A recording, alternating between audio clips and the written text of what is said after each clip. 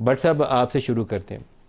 2014 کا دھرنا آپ کے خلاف تھا، لیکن اس کے پیچھے بھی اگر آپ نے نواز شریف صاحب کی تقریریں اب تو نہیں کرتے، باز آ گئے ہیں وہ، اب نہیں اب میں بھی نے کرتے ہیں. نہیں اب نہیں کرتے. اب انہیں چھوٹے بھائی نے پیغام دیا تھا لندن جا کے، تب سے نام نہیں لیا انہوں نے. پہلے جنرل فیض اور جنرل قمر جاوید باجوہ کا نام لیتے تھے کہ آپ ذمہ دار. پیچھے کون تھا 2014 کے دھرنے کے؟ بسم اللہ الرحمن الرحیم. ندیم ملک صاحب شکریہ، آپ نے اتنا کچھ جو بتایا. یہ چیزیں شکر ہے کہ اب سب قوم کے سامنے پہلے بھی آ چکی تھی، اب میڈیا پہ بھی چل رہا ہے.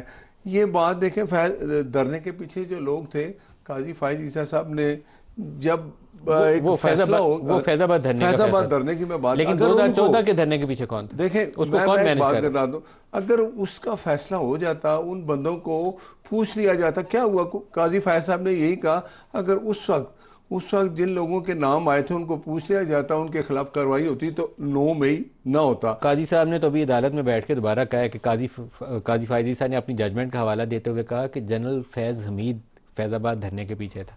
ٹھیک ہے، میں آپ سے سوال پوچھ رہا ہوں، 2014 آپ کی حکومت تھی، 2014 کے دھرنے کے پیچھے کون تھا؟ میں یہی، اگر دیکھیں، میں عام یہ کہتے ہیں کہ کوئی بھی ایک سیاسی حکومت کون جب تھا؟ ہوتی ہے، ان کے یہ لوگ سامنے جو آ رہے ہیں یہی لوگ تھے. کون تھے؟ دیکھیں نا، سامنے تو ہمایوں صاحب بیٹھے ہوئے نہیں سامنے میں ایک بات کرتا ہوں، یہ کنٹینیوٹی چلی آ رہی ہے. اگر یہ نہ ہوتی، ہیں. میں ایک بات چھوٹے میاں بتاؤں. صاحب کا پیغام آپ کو بھی مجھے لگتا ہے ملا ہوا ہے. نہیں میں بات بتاؤں، آپ میری ایک بات سنیں. چھوٹے میاں صاحب میاں نواز شریف صاحب کے کہنے پہ چلتے ہیں، بڑے قائد ہیں وہ مسلم لیگ نون کے، پہلے بھی تھے آج بھی ہیں. ایک سازش کے تحت اس وقت کے سپریم کورٹ کے چیف جسٹس ثاقب نثار نے ان کو اس عہدے سے ہٹا دیا. یہ ایک کہتے ہیں رجیم تھی، عمران، فیض باجوہ، ثاقب نثار، آصف سعید کھوسہ، یہ سب کچھ سامنے آ گیا. میں کہتا ہوں جو آئی ایس پی آر نے کل جو بات کی ہے، تو میاں نواز شریف صاحب بھی یہی کہتے تھے نا کہ یہ فیض اور باجوہ اس کے پیچھے ہیں.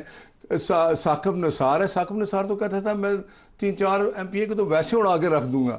اور آپ مجھے بتائیں، عمران خان تو کہتا تھا کہ جی باجوہ صاحب آرمی چیف ہیں، میرا کوئی جو جماعت کے اندر کولیشن پارٹنر تھے ان کو میں نہیں بلاتا تھا، ان کو کہتا تھا ان کو بلائیں. اور آرمی چیف اگر کوئی ریکارڈنگ کرتا ہے تو بالکل ٹھیک کرتا ہے.